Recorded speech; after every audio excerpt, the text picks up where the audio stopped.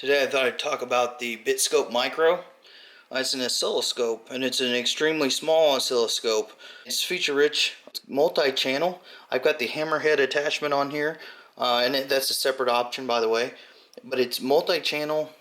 It supports multi-architecture, so x86 and then x86 64-bit.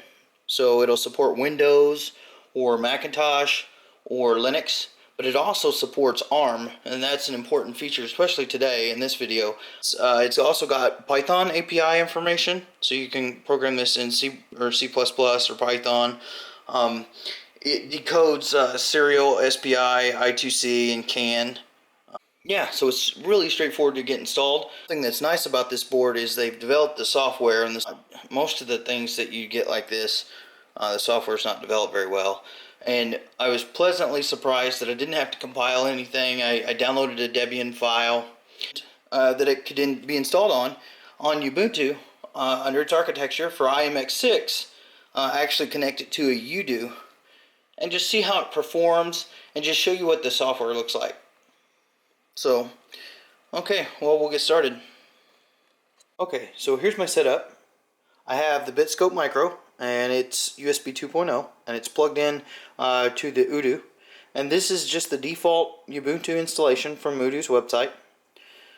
And these probes, they're not connected. I only have two channels connected, and I've actually got this plugged into to a USB 2.0 and to just a power hub, just to see what it looks like. I have a mouse plugged in and Ethernet cable.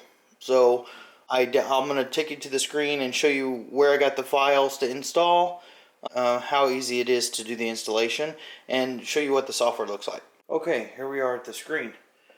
Again, I have this on a quad-core IMx6. You don't have to have it on such a board. I just thought it would be really nice to have it on a powerful machine, just in case. Now, they talk about the installation can be done on a Raspberry Pi. That's great. I'm going to run on a UDOO. So, anyway, just to give you a quick rundown to do the installation, so I'll just minimize this. I don't have any performance hit at all. I actually, to do the installation, it was pretty simple. I actually went to their website, which is mybitscope.com download. So if you go to click on downloads and you choose Ubuntu Debian production software apps, and then ARM, you just check that box and click download, and it's going to take you to the page for the file. And you just click download, and it'll give you a .deb file. The installation is pretty straightforward.